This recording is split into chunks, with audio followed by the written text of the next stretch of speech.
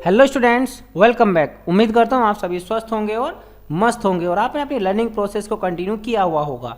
इसी learning process को आज हम कंटिन्यू करेंगे डिजिटल प्रेजेंटेशन के साथ। ये यूनिट हम यहाँ से स्टार्ट करेंगे। इस यूनिट को हम 7 सेशंस में कवर करेंगे और इस पर्टिकुलर वीडियो में हम डिस्कस करेंगे सेशन 1 पर, that is understand features of an effective presentation. Unit important है, 7 सेशंस में हम कवर करने वाले हैं। मैं चाहूँगा कि आप सभी सेशंस को ध्यान से और पूरा देखें, क्योंकि ये जो आप आज सीखने वाले हैं यहाँ से डिजिटल प्रेजेंटेशन, ये एक ऐसा टूल है, एक ऐसा स्किल है जो आपके पास होना चाहिए।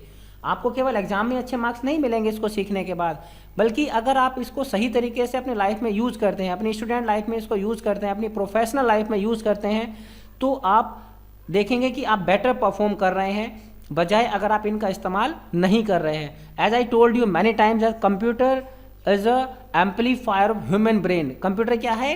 एम्पलीफायर है ह्यूमन ब्रेन का। जो आप सोच सकते हैं, अपने दिमाग से कर सकते हैं, उसके साथ साथ अगर आप कंप्यूटर की मदद लेते हैं तो आप उसको और बेहतर तरीके से कर सकते हैं। तो बिना वेस्ट किए टाइम को आइए हम देखते हैं कि इस सेशन में सीबीएसई ने हमारे लिए क्या लर्निंग आउटकम सेट किए हैं। तो यहाँ पर हमें सीखना है concept of presentation, elements of presentation and characteristics of an effective presentation. These are the things which we have to learn in this particular session. तो आइए शुरू करते हैं कंसेप्ट ऑफ प्रेजेंटेशन से। Presenting information clearly and effectively is a key skill to get your message और opinion across the audience. Means information को clearly और effectively present करना एक की स्किल है, सो दैट जिसके थ्रू आप अपने मैसेज या ओपिनियन को अपने ऑडियंस के बीच तक पहुंचाते हैं। देखिए, आपके पास कितनी भी नॉलेज है, जब तक आप उसे सही तरीके से अपनी ऑडियंस के पास डिलीवर नहीं कर रहे, मतलब आपकी ऑडियंस को समझ नहीं आ रहा, आप उनको कन्विंस नहीं कर पा रहे हैं, तो वो आपकी नॉलेज यूजलेस है, वो किसी काम की नहीं है। सो नॉलेज होने के साथ साथ हमें उसे कैसे प्रेजेंट करना है ये भी हमें आना चाहिए। And today presentation skills are highly required in almost every field. और आज की डेट में अगर हम बात करें तो ये जो प्रेजेंटेशन स्किल है, मतलब how to present anything to anyone, ये जो स्किल है आपके अंदर होना चाहिए। और ये आज की डेट में हर एक फील्ड में रिक्वायर्ड है। जहां भी आप जाएंगे आपके पास ये होना चाहिए। आपके पास है तो आप और उसे बेटर परफॉर्म करेंगे। Presentation skills include content as well as flow of presentation. Presentation skill में क्या आता है? एक तो कंटेंट की आपको नॉलेज होनी चाहिए और उसके साथ साथ जो आपकी प्रेजेंटेशन का फ्लो आपको कैसे रखना है वो आपको आना चाहिए, सो दैट आप अपनी ऑडियंस को बांध कर रख सकें। जब तक आपका जो प्रेजेंटेशन है वो समाप्त ना हो, आपके ऑडियंस की जो रिटेंशन है, जो अटेंशन है, वो खोनी नहीं चाहिए। ऐसा हमें प्रेजेंटेशन को बनाना चाहिए। There are a number of advantage of using a presentation prepared with computer. अगर आप कंप्यूटर की मदद से प्रेजेंटेशन बनाते हैं तो उसके आपको बहुत सारे बेनिफिट्स मिलते हैं। क्या क्या मिलते हैं वो हम आगे देखेंगे। उससे पहले हम जानते हैं कि ये प्रेजेंटेशन यूज कहाँ कहाँ पर हो रही है आजकल। तो presentation is use to present the project proposal in business organisations. Business organisations में प्रोजेक्ट प्रपोजल्स को प्रेजेंट करने के लिए प्रेजेंटेशन का इस्तेमाल करते हैं।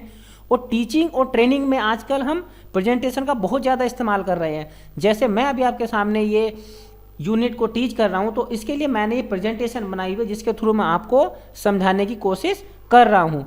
और जो कंसेप्ट ऐसे होते हैं जिन्हें हमें एक्सप्लेन करना डिफ़िकल्ट होता है, तो ऐसे कंसेप्ट को हम किसी भी प्रेजेंटेशन सॉफ्टवेयर की मदद से आसानी से सिंपल वे में एक्सप्लेन कर सकते हैं, so that our audience can get the required message और द रिक्वायर्ड इंफॉर्मेशन ईजिली। आगे देखेंगे कि जो पॉपुलर प्रेजेंटेशन टूल्स हैं वो कौन कौन से हैं, मतलब कौन कौन से ऐसे टूल्स हैं जिनके थ्रू हम प्रेजेंटेशन बना सकते हैं। So some popular presentation tool are Microsoft PowerPoint, Apple Keynote, Apache OpenOffice Impress and LibreOffice Impress. ये दोनों जो इनमें इम्प्रेस के नाम से ही आता है, और माइक्रोसॉफ्ट ऑफिस एक पैकेज है, उसका एक पार्ट होता है एमएस पावर पॉइंट। तो जो प्रेजेंटेशन बनाने के लिए एमएस ऑफिस में टूल इस्तेमाल होता है उसका नाम है पावर पॉइंट, और जो ओपन ऑफिस या लिब्रा ऑफिस में यूज होता है उनका नाम है इम्प्रेस। और ये जो लिब्रा ऑफिस है ये आपका ओपन सोर्स अवेलेबल होता है। तो हम जो आगे डिस्कस करने वाले हैं जिस टूल पर, that is Libra office impress. तो हम कुछ बात करते हैं पहले इम्प्रेस के ऊपर। क्या है ये impress? So impress is one of the important component of Libra office suit. जैसे एमएस ऑफिस सूट का एक इंपॉर्टेंट पार्ट है पावर पॉइंट, वैसे ही लिब्रा ऑफिस में हमें मिलता है इम्प्रेस। और ये लिब्रा ऑफिस किसने बनाया है? The document foundation. और ये फ्री है, ओपन सोर्स है, और एक बहुत बड़ी कम्युनिटी के द्वारा प्रेजेंटेशन बनाने के लिए इस्तेमाल किया जाता है। आप अपनी प्रेजेंटेशन को बना सकते हैं इम्प्रेस के थ्रू। उसमें आप टेक्स्ट यूज कर सकते हैं, ग्राफिक्स यूज कर सकते हैं, एनिमेशन यूज कर सकते हैं, ऑडियो वीडियो विजुअल्स भी आप इसमें यूज कर सकते हैं। और वो प्रेजेंटेशन आप अपने लेक्चर के लिए बना सकते हैं, कॉर्पोरेट ट्रेनिंग के लिए बना सकते हैं, या इनवाइटेड टॉक के लिए आप प्रेजेंटेशन बना सकते हैं। और जो प्रेजेंटेशन आप लिब्रा ऑफिस इम्प्रेस में बनाते हैं उन्हें आप दूसरे प्रेजेंटेशन सॉफ्टवेयर जैसे कि MS पावरपॉइंट है या आपका ओपन ऑफिस इम्प्रेस है उनमें आप ओपन कर सकते हैं। सिमिलरली अगर आप MS पावरपॉइंट की कोई आपके पास प्रेजेंटेशन है या कोई टेम्पलेट है तो उसे आप इम्प्रेस में रीड कर सकते हैं, उसको एडिट कर सकते हैं। मतलब पावरपॉइंट में बनी हुई स्लाइड्स या PPT को आप इम्प्रेस में ओपन कर सकते हैं। और आप जो लेकिन जब आप ये चेंज करते हैं, मतलब पावर पॉइंट की कोई फाइल आप इम्प्रेस में ओपन करते हैं या इम्प्रेस की कोई फाइल आप पावर पॉइंट में ओपन करते हैं, तो वहां पर आपको थोड़ा जो उनकी लुक में या उनकी फील में कुछ आपको डिफरेंस मिल सकता है। और जो लिब्रा ऑफिस इम्प्रेस है या विंडोज, लिनक्स और मैक तीनों पर रन कर सकते हैं, लेकिन अलग अलग ऑपरेटिंग सिस्टम में जो इनकी लुक है वो आपको अलग अलग मिल सकती है। If you don't have any presentation software, यदि आपके पास कोई प्रेजेंटेशन सॉफ्टवेयर इंस्टॉल नहीं है आपके कंप्यूटर में लेकिन आपके पास इंटरनेट कनेक्शन है, then you can easily use the presentation software. तो आप प्रेजेंटेशन सॉफ्टवेयर आसानी से इस्तेमाल कर सकते हैं। कुछ प्रेजेंटेशन सॉफ्टवेयर ऐसे हैं जो हमें क्लाउड प्लेटफॉर्म पर मिल जाते हैं, मतलब इंटरनेट पर मिल जाते हैं। And these are MS Office 365 PowerPoint, Google slides and Microsoft Sky Drive PowerPoint. These are some online presentation tool which we can use over the internet. Now we discuss over what a presentation may include. एक presentation में क्या क्या हो सकता है। सो presentation में include regular text, उसमें regular text हो सकता है, लिस्ट आइटम्स हो सकते हैं, टेबल्स हो सकती हैं, ग्राफिक्स एलिमेंट्स हो सकते हैं, साउंड या आप वीडियो ले सकते हैं, और आप एनिमेशन भी यूज कर सकते हैं, पिक्चर्स आप इस्तेमाल कर सकते हैं। नेक्स्ट हम डिस्कस करेंगे characteristics of a good quality presentation. एक गुड क्वालिटी की प्रेजेंटेशन की क्या क्या कैरेक्टरिस्टिक्स होती हैं, उसमें क्या क्या होना चाहिए या किन बातों का आपको ध्यान रखना चाहिए।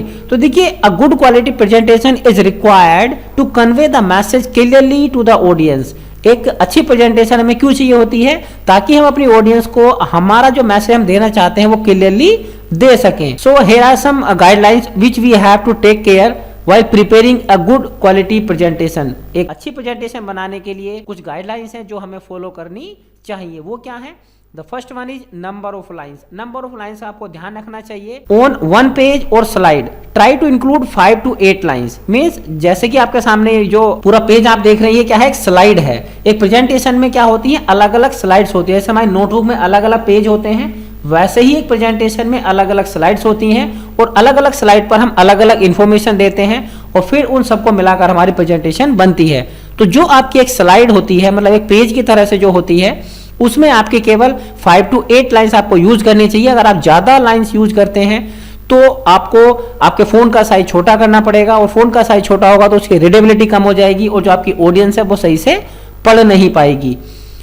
नेक्स्ट हम बात करेंगे फ़ॉन्ट साइज पर। फ़ॉन्ट साइज का हमें विशेष तौर से ध्यान रखना चाहिए। जब हम प्रेजेंटेशन बना रहे हैं तो हमें तो ये ध्यान रखना चाहिए कि जिस रूम में हम प्रेजेंट करने वाले हैं वो रूम कितना बड़ा है, और स्क्रीन जिस स्क्रीन पर हम प्रेजेंट करने वाले हैं और जो हमारी ऑडियंस है उन दोनों के बीच में डिस्टेंस कितनी है, उसी के हिसाब से हमें फ़ॉन्ट और टेक्स्ट साइज हमें सेट करना चाहिए। और अगर हम 32 पॉइंट या इससे ज़्यादा अपने फ़ॉन्ट का साइज रखते हैं तो that will be N appropriate size, और इसे फिर यूजर या जो हमारी ऑडियंस होगी वो इसे आसानी से वो रीड कर सकती है, और जो हमारा कंटेंट है वो आसानी से समझ सकती है। Next thing is correct use of grammar and language. जब हम कुछ लिख रहे हैं या कुछ प्रस्तुत कर रहे हैं तो उसमें हमें ग्रामर और लैंग्वेज का विशेष तौर से ध्यान रखना चाहिए, क्योंकि अगर आप एक गलती करते हैं लैंग्वेज में या अपने ग्रामर में, तो जो भी आप प्रेजेंट करने वाले हैं वो आप बहुत सारे लोगों को दिखाने वाले हैं, अपनी एक ऑडियंस को दिखाने वाले, उसमें बहुत सारे लोग होंगे, और यदि आप एरर उसमें रखते हैं तो that will not be good, वो अच्छा नहीं होगा, और वो गलती आपकी सबके पास डिलीवर हो जाएगी, और हो सकता है अगर वो गलती उन्होंने नहीं पकड़ी तो वो आगे भी उसको कैरी फॉरवर्ड करें। तो ये हमें ध्यान रखना चाहिए। एक बार हमें स्लाइड्स को प्रॉपरली चेक कर लेना चाहिए कि कहीं उसमें कोई ग्रामेटिकली एरर या कोई लैंग्वेज एरर तो नहीं है। Next thing is inserting image, drawing, tables और ग्राफ्स। जैसे कि मैं डिस्कस किया था कि हम अपनी स्लाइड्स में, अपनी प्रेजेंटेशन में इमेज, ड्राइंग, टेबल्स और ग्राफ्स को यूज कर सकते हैं, लेकिन इसका यह मतलब नहीं कि आप पूरी स्लाइड को ग्राफ, टेबल या इन्हीं से भर दो। Try to avoid inserting more than 2 graphics, मतलब 2 से ज्यादा ग्राफिक्स इंसर्ट करने से आप बचें किसी भी स्लाइड में। Inserting too many graphics become confusing for the audience. अगर आप एक स्लाइड में ज्यादा ग्राफिक्स इन्वॉल्व करते हैं तो ये ऑडियंस के लिए कंफ्यूजिंग हो सकता है। Next is use of colours. Colours का यूज हमें सही तरीके से करना चाहिए। डार्क कलर्स का यूज करना चाहिए, बोल्ड लेटर्स का हमें यूज करना चाहिए, और अलग अलग प्रकार की जो इंफॉर्मेशन है या पॉइंट्स हैं उनको डिस्प्ले करने के लिए हम डिफरेंट टाइप के फोन्ट्स भी इस्तेमाल कर सकते हैं।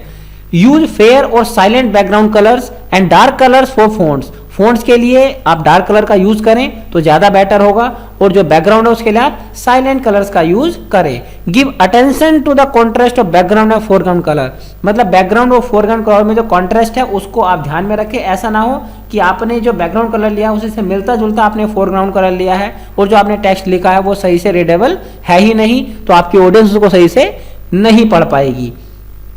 And the next is animation and videos.